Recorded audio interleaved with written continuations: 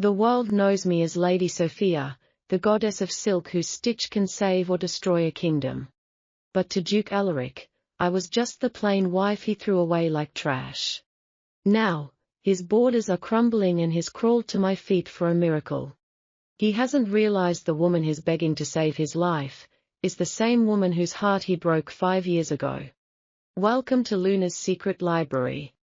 On this channel, you can enjoy all sorts of romantic love stories. If you like my stories, please subscribe to my channel for more wonderful tales. The stone floor of the great hall was colder than a grave.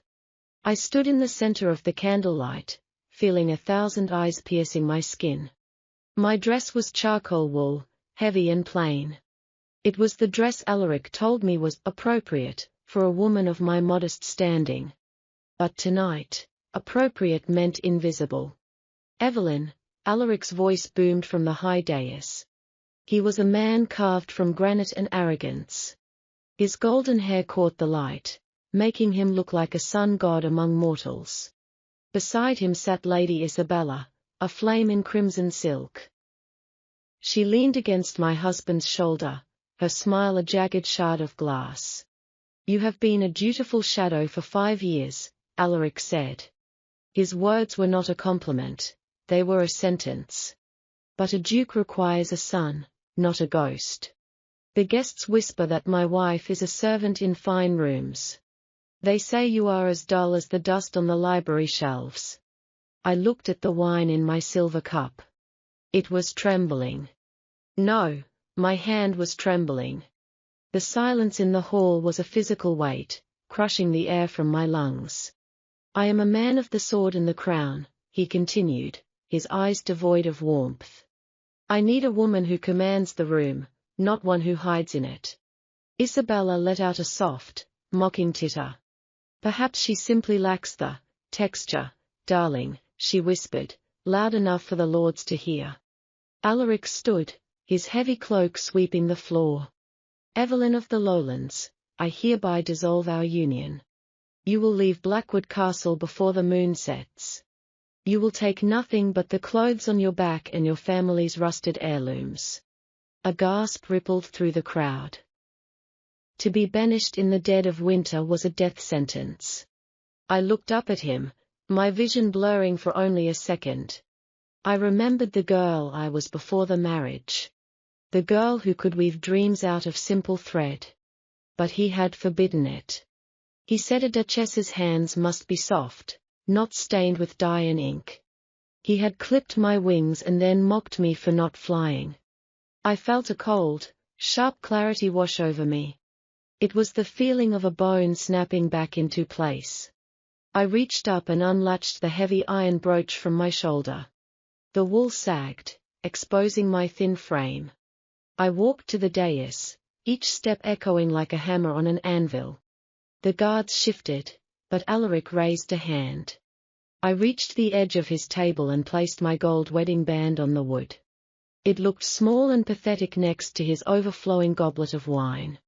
"You wanted a son, Alaric?" I asked. My voice was quiet, but it had the edge of a winter gale. "You should have realized that shadows only exist where there is a light too bright to handle." He narrowed his eyes, a flicker of confusion crossing his handsome, cruel face. "Go back to your mud, Evelyn," he spat. "The world has no place for a woman as plain as you." I turned my back on him. I did not look at the lords who had once bowed to me. I did not look at the servants who pitied me. I walked out of the great hall, through the iron-bound doors. The wind outside screamed, tearing at my hair. Snow began to fall, white and unforgiving. I walked past the stables, past the outer walls, and into the dark moor of the forest. My feet went numb. My lungs burned with the frost. But deep in my pocket, I felt the sharp point of the silver shuttle. It was my grandmother's, hidden from Alaric for 5 long years. It began to glow. Not a bright light, but a deep, pulsing violet. The silk alchemist was not a legend. It was a bloodline. And Alaric had just thrown away the only thing that could have saved his crumbling kingdom. I didn't cry. The cold had turned my tears to ice before they could fall. Evelyn is dead, I whispered into the wind. She died in that hall of shadows. I saw a light in the distance, a hidden workshop built into the ancient roots of the world. I walked toward it. Behind me, the castle stood like a dying beast. They thought they banished a peasant. They didn't know they had unleashed a storm. 5 years of northern frost didn't just numb my skin, it turned my heart into a diamond that no blade could chip. The woman who crawled out of Blackwood Castle in a charcoal rags was dead, buried under the weight of 1,000 snowstorms. In her place rose Lady Sophia, a name whispered in the velvet halls of kings and the secret chambers of the Vatican. I spent the first year in the Iron Mountains, my fingers bleeding until the silver shuttle recognized my soul. I learned that the world is not made of stone and steel, but of vibrations and threads that connect the stars to the earth. My silk alchemy was no longer a peasant's hobby, but a power that could make a kingdom rise or fall with a single stitch. I wove the moonlight into veils that made plain women look like goddesses, and I wove the shadows into cloaks that made assassins invisible. My sanctuary was built from obsidian and hope, a fortress where the looms never stopped humming like a heartbeat. Wealth flowed into my coffers like a golden river, yet I never bought a single trinket to remind me of my past.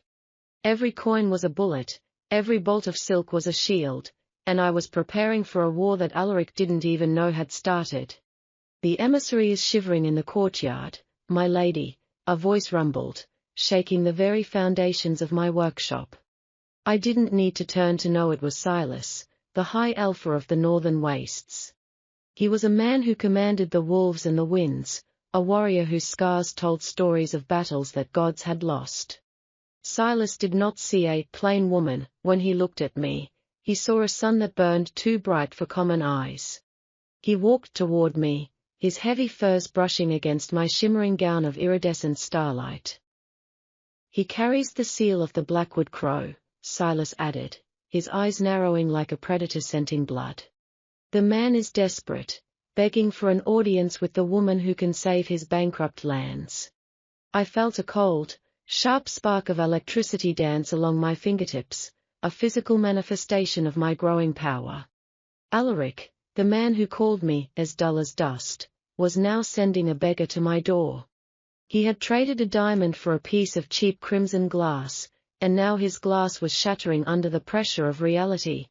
I heard that Isabella had turned his castle into a circus of vanity, spending their last gold on perfumes and parties.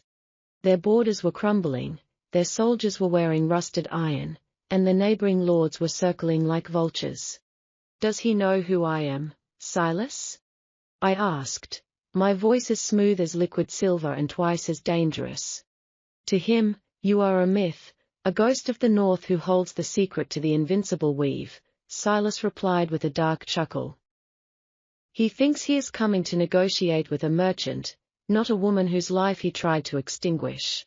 I walked to the massive loom in the center of the hall, touching the golden threads that were currently being infused with dragon scale dust. Tell the messenger that I will accept the contract, but the price will not be paid in gold or jewels. I want the title deeds to the Blackwood Valley, and I want a public invitation to the winter solstice masquerade. Silas placed a heavy, warm hand on my shoulder, a gesture of absolute loyalty and unspoken affection. You are going back to that den of snakes, he whispered, his voice thick with a protective growl. I am going back as the owner of the snakes, I corrected him, turning to face the man who had stayed by my side through the darkness. And you, Silas, will be my shadow, the wolf that reminds them why they should never have awakened the storm. The silver shuttle in my hand began to glow with a fierce, violet intensity, reacting to the malice in my heart. 5 years ago, I left that castle with nothing but a rusted heirloom and a broken spirit. Now, I would return with a fleet of black silk carriages and the power to buy his ancestors' souls. Alaric wanted a woman who could command a room? I would show him a woman who could command an era. The North had finished its work, the blade was sharp, the thread was strong, and the trap was set. "Prepare the obsidian carriage," I commanded, my eyes reflecting the cold fire of the mountains. "It's time for the plain woman to remind the Duke that some ghosts are too powerful to be laid to rest." The iron gates of Blackwood Castle groaned like a dying beast. 5 years ago, they had closed behind a broken girl in a ragged cloak. Today, they trembled before the arrival of a legend. My obsidian carriage cut through the grey mist like a shard of the midnight sky. Outside, the village was a shadow of its former glory. Hungry eyes peered from broken windows, watching the gold-trimmed wheels roll by. I sat inside the velvet interior, my heart as steady as a glacier. Across from me, Silas adjusted the hilt of his massive broadsword. He looked at me, his icy blue eyes softened by a fierce, protective heat. "Are you ready to face your ghosts, Sophia?" he asked, his voice a low rumble. I touched the translucent violet veil that hid my face from the world. "I am not here to face them, Silas," I whispered. "I am here to replace them." The carriage came to a halt in the center of the grand courtyard. The same courtyard where Alaric had once stood and told me I was unworthy of his name. I heard the frantic whispers of the servants. "Is it her? Is it the Empress of Silk? Look at the banners, the Northern Wolf is guarding her." The carriage door was opened by a guard who was shaking with visible fear. I stepped out, and the air seemed to freeze in a collective gasp. My gown was a masterpiece of liquid starlight and crushed amethysts. Every movement caused the fabric to ripple like moonlight on dark water. It was a dress that cost more than the entire Blackwood treasury. I walked forward, the train of my dress hissing against the stained stone. And there he was. Alaric, the Duke of Blackwood, stood at the base of the stone stairs. He looked older, the lines of arrogance on his face replaced by the hollow marks of desperation. Beside him stood Isabella, her crimson dress looking cheap and gaudy compared to my elegance. She was clutching his arm, her eyes wide with a mix of jealousy and awe. Alaric stepped forward, his head bowing low, lower than I had ever seen it. "Lady Sophia," he said, his voice straining to remain steady. "Blackwood is honored by your presence." I didn't speak. I let the silence stretch until it became an insult. I looked at him through the shimmer of my veil. His eyes met mine, and for a split second, I saw a flash of confusion cross his face. He was searching for something in my gaze, a memory, a spark of familiarity. But he found only the cold, hard brilliance of a stranger. "The Duke is a beggar now, I see," Silas said, stepping up behind me like a mountain of shadow. Alaric stiffened, his jaw tightening at the insult. But he couldn't afford to be angry. He needed my alchemy to save his crumbling borders. He needed my name to restore his credit with the king.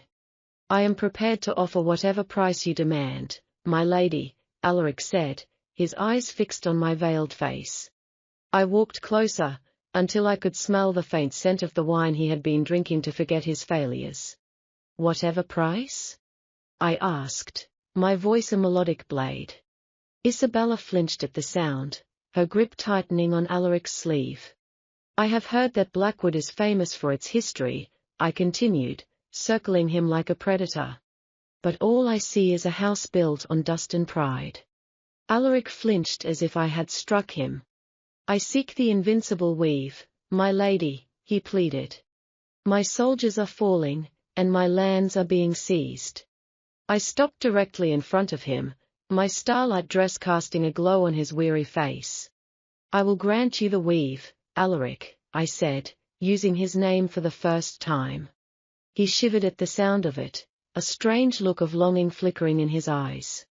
"But you will sign over the deed to the silent forest by sunset. And you will host a masquerade in my honor where every noble must bow to my shadow." Alaric hesitated, his pride warring with his necessity. "The silent forest it belonged to my first wife's family," he stammered. "A woman you discarded like a weed, I replied coldly. If she is gone, then the land is mine to take. He looked down at the ground, the weight of his guilt finally visible. Very well, he whispered. The terms are accepted.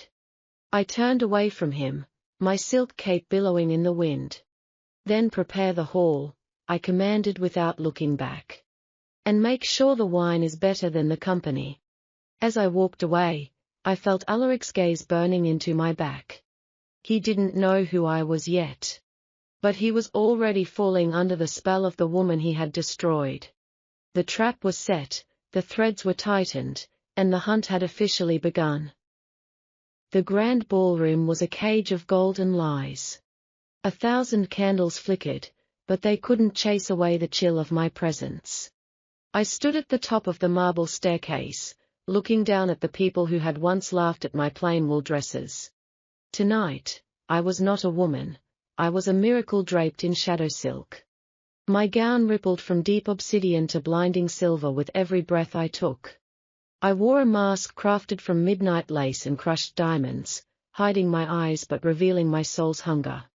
Silas stood half a step behind me, his black armor absorbing the light like a black hole. He placed a gloved hand on the small of my back, a silent promise of destruction if anyone dared to touch me. Below us, the music died a sudden, stuttering death. Every nobleman and lady stood frozen, their wine cups forgotten in their hands. Alaric was standing in the center of the floor, his eyes widening until I could see the whites around his pupils. He looked like a man who had seen a goddess walking among the ruins of his life. Beside him, Isabella's face was a mask of painted fury and desperate insecurity. I descended the stairs, the sound of my silk train hitting the stone like the whisper of 1,000 ghosts. I didn't wait for an introduction, I didn't need one. Duke Alaric, I said, my voice echoing in the hollow silence. Your castle is much darker than I remembered from the stories. Alaric took a step forward, drawn to me like a moth to a flame that intended to consume him. Lady Sophia, he whispered, his voice trembling with a terrifying realization. You move like someone I used to know. I let out a soft, melodic laugh that felt like a needle to his heart. Every woman you've ever met is merely a shadow of what I am, Duke. He reached out a hand, hesitating in the air as if he were afraid I would vanish if he touched me. Will you grant me the honor of a dance? He asked, his pride crumbling in front of his entire court. I saw Isabella's knuckles turn white as she gripped her fan, but she stayed silent, terrified of my power. I placed my hand in his, and I felt him shiver at the coldness of my touch. We moved to the center of the hall as the orchestra began a slow, haunting waltz. As we spun, I leaned in close, my lips brushing against his ear. Tell me, Alaric, I whispered, do you often dream of the things you throw away? He missed a step, his breath hitching in his throat. I dreamed of a son, he stammered, his eyes searching mine through the mask. But I am beginning to realize that I was blinded by the glare of cheap glass. He looked at Isabella, and for the first time, I saw genuine disgust in his gaze. The woman I banished, she was plain, but she was real, he whispered, more to himself than to me. And you, I countered, spinning away and then pulling back in, you are just a man who realized he is starving only after he burned the fields. Suddenly, a sharp cry broke the tension of the dance. Isabella had lunged forward, her face distorted by a jealous rage she could no longer contain. Who are you? She screamed, reaching for my mask with clawed fingers. You come here with your northern gold and your magic clothes, making him forget his wife. Before her hand could even come close, Silas was there, moving faster than a mountain had any right to. He caught her wrist in a grip that made the bones audibly groan. Isabella fell to her knees, sobbing in pain and humiliation before the entire assembly. Alaric didn't move to help her, he didn't even look at her. He was still staring at me, his eyes filled with a desperate, pathetic hope. She is nothing to me, Alaric said, his voice cold and flat. If you want her gone, Sophia, I will have her thrown into the dungeons tonight. I looked down at the woman who had stolen my bed and my title, and I felt nothing. I don't care about your servants, Alaric, I said, my voice dripping with disdain. I am here for the debt, not the drama. I pulled my hand from his and turned to Silas. The air in here is stagnant, I commanded. We leave. As I walked away, I felt Alaric's world collapsing behind me. He was standing in the middle of his ballroom, surrounded by his people, yet he had never been more alone. He wanted a savior, but I was the executioner he had invited to his own hanging. The silver shuttle in my bodice hummed with a dark, satisfied energy. He was starting to remember the plain girl. And the more he remembered, the more he would suffer. Because the girl he remembered no longer existed. And the woman who stood before him would never, ever forgive. The ink on the deed was still wet, but the power had already shifted. The silent forest was no longer a graveyard of memories, it was my fortress. I stood on the edge of the clearing, watching the first shimmering threads of sun-silk being woven by the wind. By my side, Silas surveyed the perimeter, his presence a wall of impenetrable shadow. The people of Blackwood were no longer looking toward the castle for hope. They were crawling toward the forest, begging for the chance to work at my looms. I saw the mothers who had lost sons to Alaric's useless wars. I saw the old men whose hands were calloused from tilling soil that gave them nothing back. I gave them bread, I gave them gold, and most importantly, I gave them a purpose. You are building an army of hearts, Sophia, Silas rumbled, his voice filled with pride. I am building a reality where Alaric is a footnote in his own history, I replied. Every yard of silk produced in this forest was a nail in the coffin of his reign. Word reached me that the Duke had sold the last of his family's silver to pay his guards. Isabella had been moved to the North Tower, stripped of her servants and her silks. She was a bird with clipped wings, screeching at a sky that no longer cared. And then, he came. Alaric rode through the forest gates alone, his armor dull and his horse exhausted. He didn't come as a conqueror, he came as a man looking for a miracle. He stopped before the great weaving hall, his eyes taking in the impossible beauty of the place. The air here smelled of jasmine and ozone, a sharp contrast to the damp rot of his castle. I stepped out onto the balcony, my dress a flowing river of emerald and gold. He looked up at me, and I saw a man who was drowning in his own regret. Sophia, he called out, his voice cracking like dry parchment. The neighboring lords have crossed the river. They are burning the eastern villages. I leaned against the railing, looking down at him with the cold curiosity of a scientist. And what does that have to do with me, Alaric? I asked. He flinched as if I had splashed him with boiling water. You promised the enchanted weave. You promised to save the borders, he shouted. I promised to fulfill a contract, not to fight your wars for you, I corrected him. I signaled to the workers below, who were moving massive bolts of shielding silk. The fabric glowed with a faint blue light, capable of stopping any arrow known to man. The silk is ready for those who can pay the interest on their debt, I said. Alaric fell to his knees in the mud, his pride finally breaking under the weight of his failure. I gave you everything you asked for. I gave you the forest. I gave you the deeds. I walked down the stairs, my silk shoes never touching the filth of the ground. I stopped just out of his reach, the scent of my power making him dizzy. You gave me back what was already mine, I whispered, my voice a lethal caress. You thought you were being generous by returning a stolen soul. He looked at my face, searching for the girl who used to wait by the fire for him. He was looking for the girl who would have forgiven him with a single smile. But that girl had died in the snow 5 years ago. Please, he choked out, reaching for the hem of my dress. Silas moved instantly, his heavy boot pinning Alaric's hand to the earth. Do not touch what you cannot afford to buy, Duke, Silas growled, his eyes flashing with a wolf's hunger. Alaric looked at Silas, then back at me, the realization finally hitting him like a physical blow. He saw the way Silas looked at me, with a devotion that Alaric had never been capable of. He saw that I was not just a designer, I was a queen who had found her king. "You never loved me," Alaric whispered, his eyes filling with bitter tears.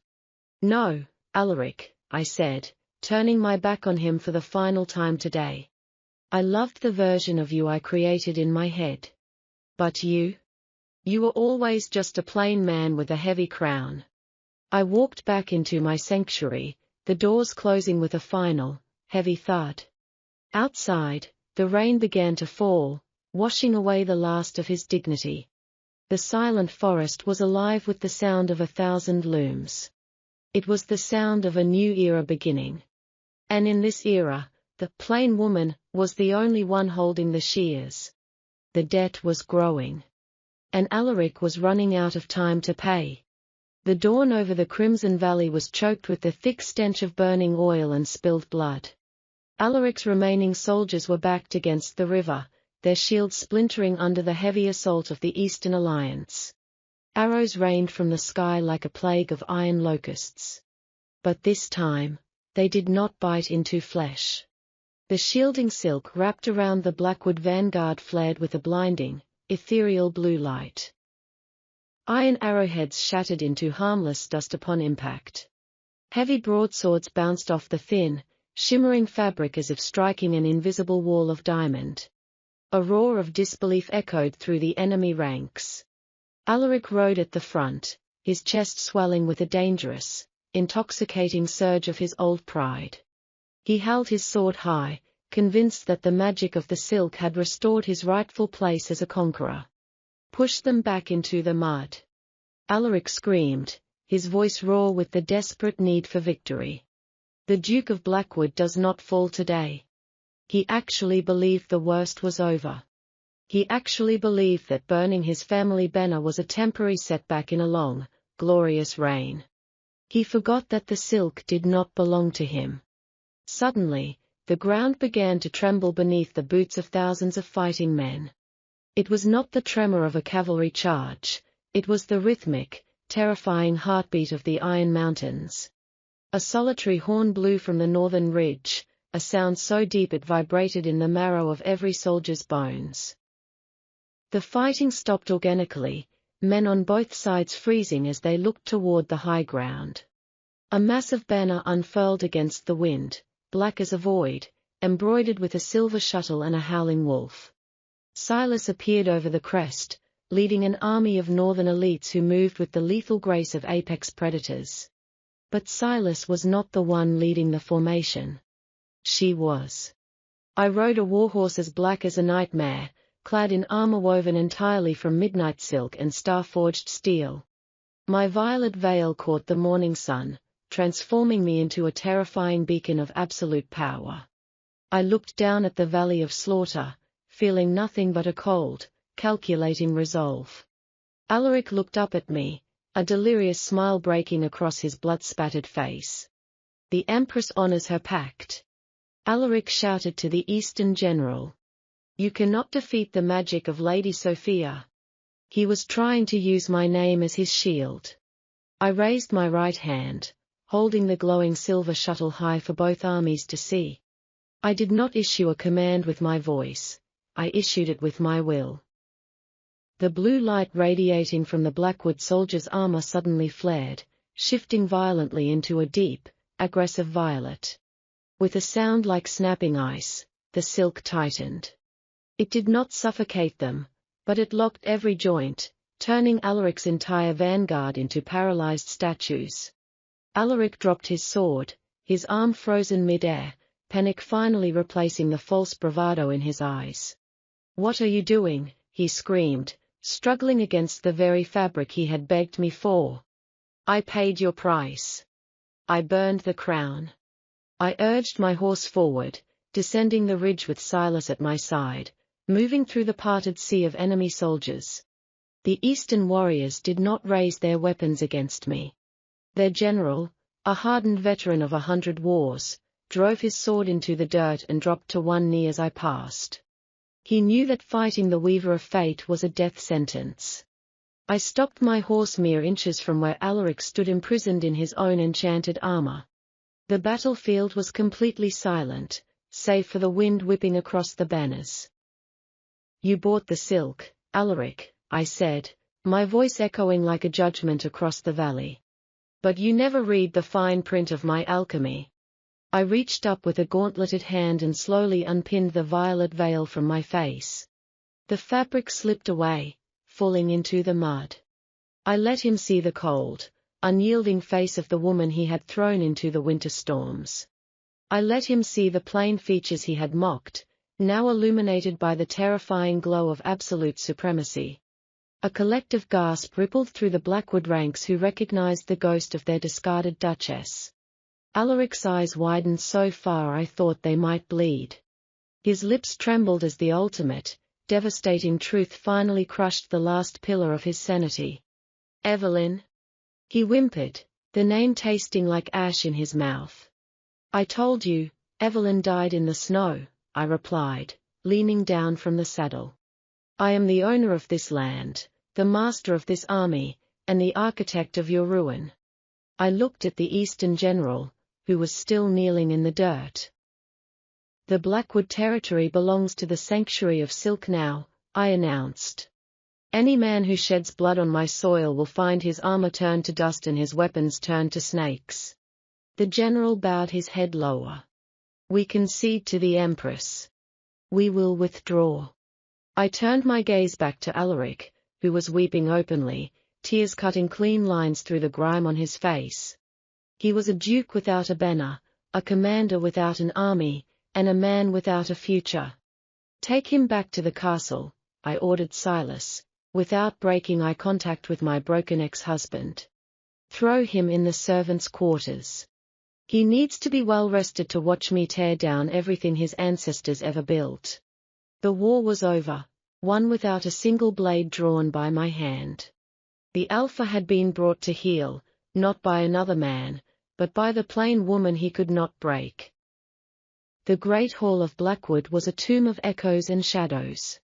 It was the same room where my heart had been shattered 5 years ago. But tonight, the air did not smell of winter, it smelled of ozone and expensive jasmine. I sat upon the high throne, the cold stone pressing against my spine like a silent witness. My gown was a masterpiece of void silk, a fabric that seemed to swallow the light around me. Beside me stood Silas, a mountain of raw power and unyielding loyalty. His hand rested on the hilt of his broadsword, his eyes scanning the crowd with a predator's calm. Below the dais, the nobility of the realm were gathered in a sea of trembling silk. These were the men who had toasted to my exile. These were the women who had laughed when Alaric called me, as plain as dust. Now, they dared not even breathe in my presence. "Bring in the servant," I commanded, my voice echoing like a tolling bell. The heavy oak doors groaned open. A figure emerged from the darkness, shuffling and broken. It was Alaric, the former Duke of Blackwood. He was dressed in a tattered, charcoal wool tunic, the exact same garment I had worn the night he banished me. His feet were bare and bleeding, leaving dark stains on the marble floor. The crowd let out a collective, horrified gasp.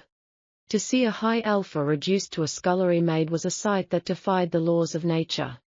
Alaric walked toward the throne, his head bowed, his hands shaking as he carried a heavy silver tray. On the tray sat 2 cups of my finest, Starfire, wine. He stopped at the foot of the stairs, unable to look me in the eye. "The guest is waiting, Alaric," I said, my voice dripping with icy sweetness. Alaric turned toward Silas, his jaw tightening in a spasm of pure, unadulterated agony. He had to serve the man who had claimed his lands, his title, and the woman he now realized was a goddess. Alaric poured the wine, the liquid red and dark, smelling of crushed berries and ancient magic. "Your wine, my lord," Alaric whispered, his voice a pathetic rasp. Silas took the cup, his gaze never leaving Alaric's broken face. The service in this house has improved, Silas rumbled, his voice shaking the rafters. It seems the new help understands his place. I saw a tear fall from Alaric's eye and vanish into the wine tray. Now, pour for the Empress, Silas ordered, his tone leaving no room for refusal. Alaric turned back to me, his hands trembling so violently the silver rattled. As he filled my cup, I leaned forward, letting the violet glow of my shuttle illuminate the hollows of his face. Tell me, Alaric, I whispered, loud enough for every noble in the hall to hear. Does the wool feel different when it's your own skin that it's scratching? He let out a choked sob, falling to his knees at my feet. Evelyn, kill me, just kill me and end this, he pleaded, the wine cup falling and shattering on the stone. I watched the red liquid spread across the floor, looking like a fresh wound. Death is for those who have finished their work, Alaric, I replied coldly. You still have so much to learn about being invisible. Suddenly, a piercing scream erupted from the back of the hall. Isabella was dragged forward by two of my northern guards. She was wearing a dress of stolen crimson silk, but it looked like a shroud on her gaunt frame. Her red hair was matted with sweat and dirt, her face a mask of painted desperation. You stole him, she shrieked, pointing a clawed finger at me. You used your witchcraft to bewitch the Alpha. I stood up, and the entire hall seemed to darken in response to my movement.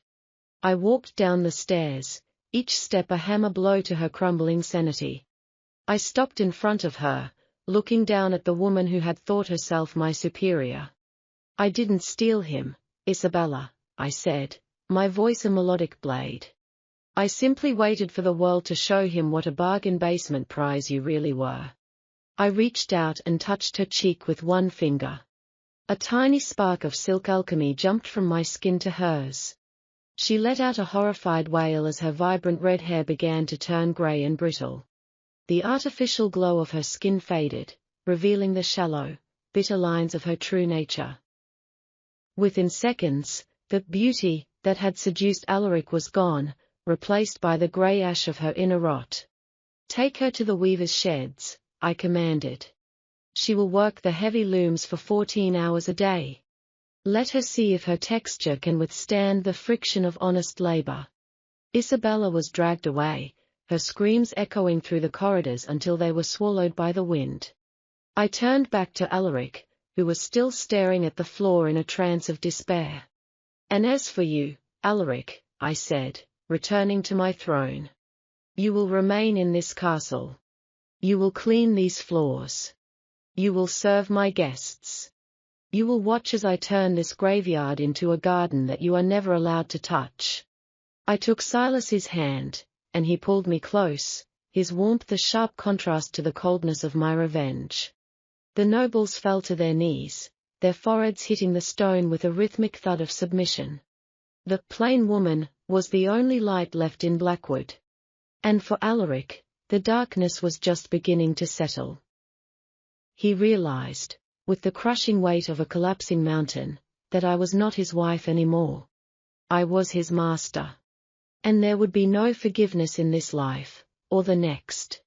The sun did not rise over the ruins of Blackwood, it rose over a new world, one that had been meticulously woven from the ashes of a discarded life.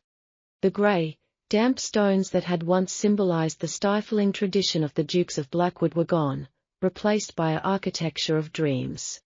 The castle walls were now clad in translucent obsidian, a substance born of fire and cooled by the absolute stillness of the north. Within the obsidian were veins of glowing silk, pulsing with a soft violet light that matched the rhythm of the earth's own heartbeat. This was no longer a fortress designed to keep enemies out, it was a sanctuary built to invite the future in. I stood on the highest spire of the Starweaver Tower, the wind whipping my hair around my face like a river of liquid silver. 5 years ago, this wind would have bitten into my skin, reminding me of my poverty, my plainness, and my insignificance. Today, the wind was a servant, carrying the scent of jasmine and salt from the newly opened harbors. I was no longer the girl who shivered in charcoal wool. I was Evelyn, the architect of the infinite weave, and the woman who had brought the proudest alphas of the southern realms to their knees. Behind me, the heavy obsidian doors slid open with a sound like a mountain shifting. I didn't need to turn to know it was Silas. His presence was a physical weight, a wall of heat and protective power that had become the foundation of my new existence. Silas, the high alpha of the northern wastes, a man whose name once made kings tremble, now moved through my halls with the quiet reverence of a devotee in a temple. He did not seek to own me, as Alaric once had. He sought only to stand beside the son I had become.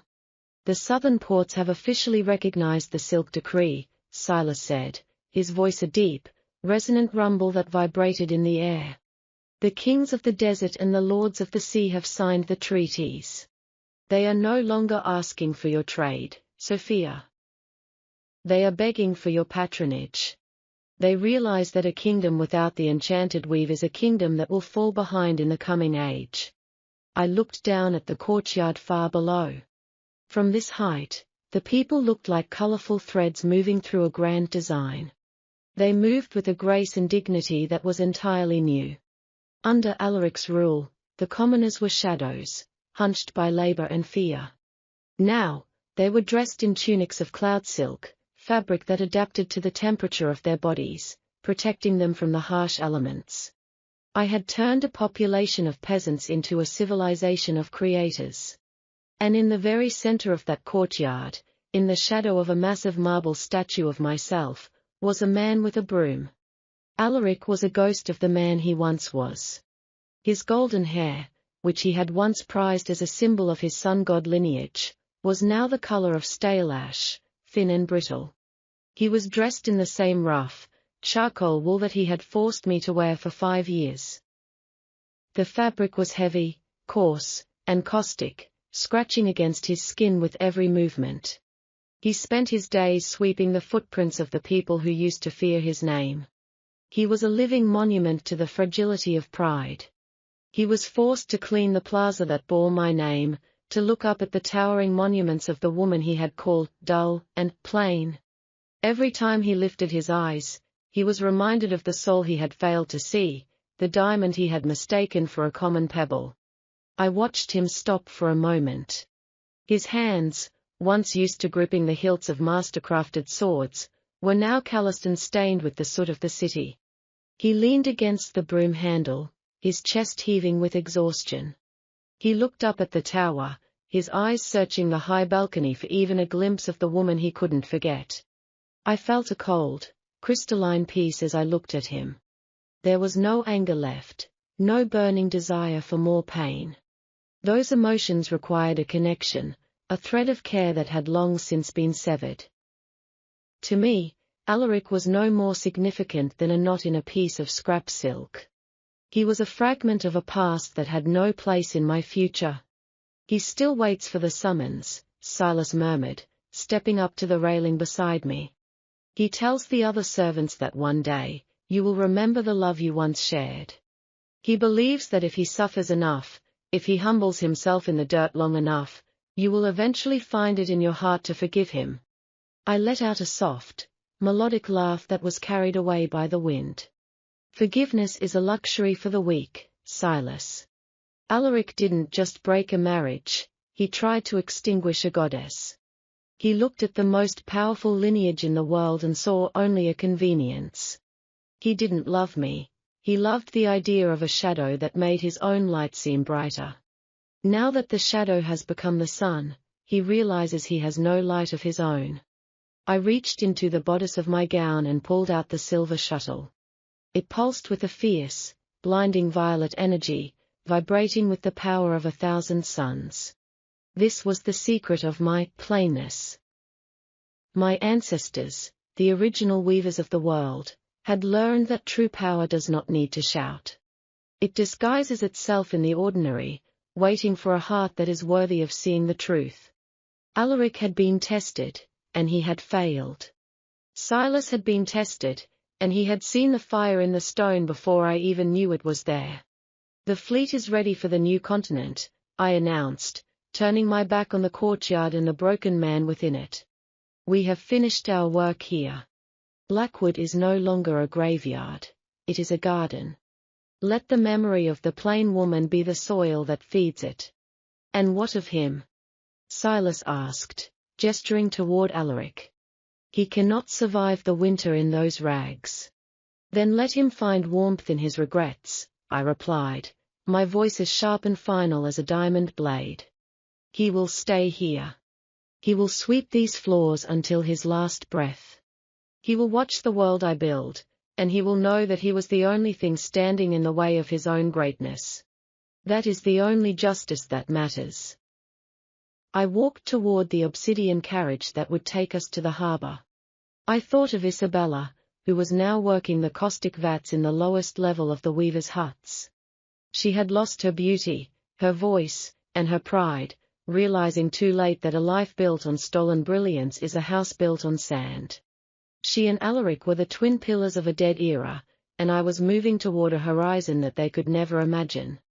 As we boarded the flagship of the Silk Fleet, the sails, made of iridescent dragon silk, caught the wind and flared like the wings of a god. I looked back one last time at the Starweaver Tower. The sun was at its zenith, and the obsidian was glowing with a light that could be seen for 100 miles. Alaric was still there, a tiny, dark speck in the center of the brilliant plaza, reaching his arms toward the sea in a silent, pathetic plea. But the distance was too great. The world had moved on. I took Silas's hand, feeling the strength and the absolute loyalty in his grip. We were heading toward the edge of the map, toward lands where the silk was made of liquid fire and the stars whispered the secrets of the ancients. The plain woman was gone. The Empress of Silk and Shadow had risen. And the thread of fate was finally, perfectly, in my hands. I did not look back again. The past was a finished tapestry, and I was already weaving the future. The Alpha who couldn't forget was left with exactly what he deserved, a memory that would haunt him until the end of time, and the realization that the woman he threw away was the only thing that could have made him immortal. I was free. I was powerful. And I was never, ever coming back.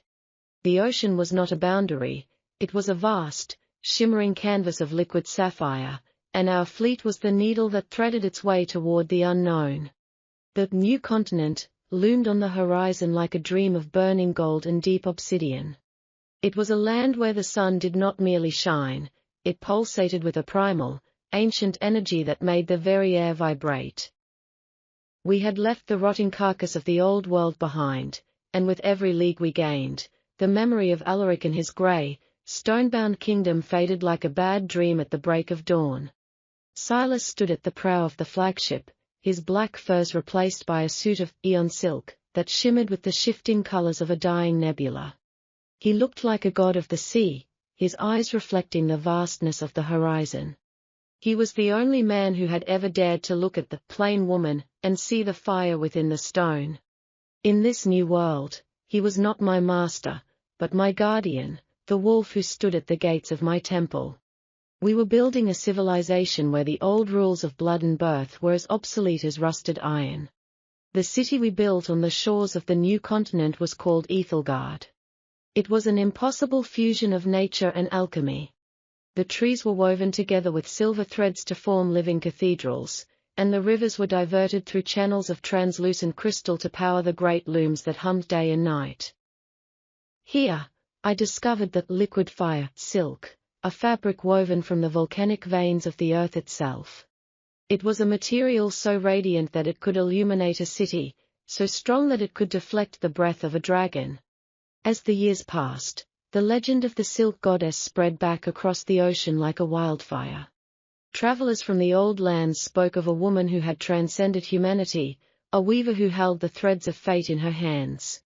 They told stories of the plain empress, who had turned the north into a paradise and left the south to wither in its own arrogance. And always, at the heart of these stories, was the mention of the man who had let her go, the duke who had traded a star for a piece of charcoal. Back in Blackwood, time had not been kind. The once mighty castle was now a museum of mourning. The obsidian walls remained, but they no longer pulsed with the violet light I had imbued within them. Without the weaver's touch, the alchemy was slowly fading, turning the fortress into a cold, silent tomb. The nobles who had once mocked me were now impoverished, their lands seized by creditors and their titles rendered meaningless by the economic dominance of my new empire. Alaric was still there. He was an old man now, though his years were measured more by sorrow than by time. He was the head sweeper of the Plaza of Regret, a title the people had mockingly given to the space surrounding my central statue. Every day, for a decade, he had swept the same stones. Every day, he had looked up at the marble face of the woman he had failed to see. His mind was a fractured mirror, reflecting only the moments of his greatest failures. He had become a tourist attraction.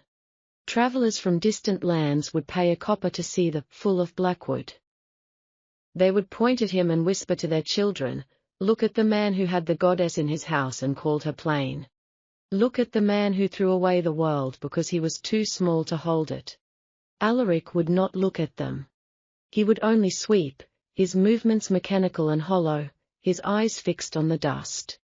He kept a small, tattered piece of charcoal wool in his pocket, the last remnant of the dress I had worn on the night of my banishment. He would touch it in the dark, trying to summon the ghost of the girl I used to be. He wanted the girl who would cry for him. He wanted the girl who would forgive him with a single touch. But that girl had been consumed by the fire of the north long ago. The woman who remained was an entity of light and law, a being who did not know the meaning of mercy for those who had tried to break her. One winter morning, a young noblewoman from the southern kingdoms arrived at Ethelgard. She was a distant relative of Alaric's, sent to beg for a drop of the liquid fire to save her dying province. I received her in the Hall of Infinite Threads, a room where the ceiling was a tapestry of the actual stars, moving in real time. I sat upon a throne of woven light, Silas standing like a shadow of death at my side. "My lady," the young woman whispered, her face pressed against the cool crystal floor. "The Duke of Blackwood is dying. He has sent me with a final plea. He does not ask for gold, or silk, or land. He asks only for a single word from you. A word of forgiveness, so that his soul may find peace in the darkness." I looked down at her, the silver shuttle in my hand glowing with a soft, indifferent violet. "A word?" I asked, my voice echoing like the shifting of tectonic plates. He spent 5 years giving me words of iron and ash. He spent 5 years telling me that my existence was a shadow on his glory. Why should I give him a word now, when he is nothing but a footnote in the history I am writing? "He says he has realized the truth," the woman pleaded. "He says he sees you in every sunrise. He says his heart is a loom that weaves only your name." "Then his heart is weaving a shroud," I replied, standing up. "Go back to your dying province. I will give you the fire silk you need to save your people, for they are innocent of his crimes. But tell the Duke this: the goddess he seeks does not remember him. To her, he is not a man, or an enemy, or a lover. He is simply a broken thread that was removed to make the pattern perfect." The young woman left, trembling with a mixture of terror and awe. She returned to the old world with the silk that would save her people, but she also brought the final blow to Alaric's heart. When Alaric heard my message, he did not weep. He simply put down his broom and walked to the base of my statue. He sat there in the cold, the grey snow falling around him like the ash of his own life. He looked up at the marble eyes that would never look back at him, and he finally understood the true nature of his punishment. It wasn't that I hated him. It was that I had truly, finally, moved beyond him. He was a speck of dust on the horizon of my eternity. He died that night, clutching the piece of charcoal wool. He died in the shadow of the woman he couldn't forget, in a castle that had become a monument to his stupidity. There was no funeral. There were no banners. The new administrators of Blackwood simply moved his body and hired a new sweeper the next morning. The world didn't stop. The looms didn't miss a beat. In Ethelgard, I felt a faint tug on the silver shuttle, a microscopic release of tension in the weave of the world. I didn't need to ask Silas what it meant. I simply looked out at the ocean, where the sun was beginning to set in a riot of liquid fire and gold. The pattern is finished, I whispered to the wind. Silas placed his hand on mine, his grip firm and warm. And the next one, my queen? I smiled, a smile that contained the power of 1,000 empires and the peace of a woman who had conquered her own soul. The next one will be even more beautiful, Silas. We are going to weave the sky itself. The empire of the silk goddess continued to grow, stretching across the world until the very concept of plainness was forgotten. Every woman was taught that within her was a weaver, a shaper of destiny who did not need the validation of an alpha to be brilliant. The story of Alaric became a cautionary tale, a myth told to children about the danger of arrogance and the blindness of the small-minded. I never looked back at the old world. I never visited the grave of the man who had tried to break me. I was too busy creating, too busy exploring the infinite possibilities of the thread. I had become the eternal empress, the goddess of the loom, and my name was written in the stars for all eternity. The Alpha couldn't forget. But the Empress had never even intended to remember. The threads were locked. The knot was tied. The masterpiece was complete.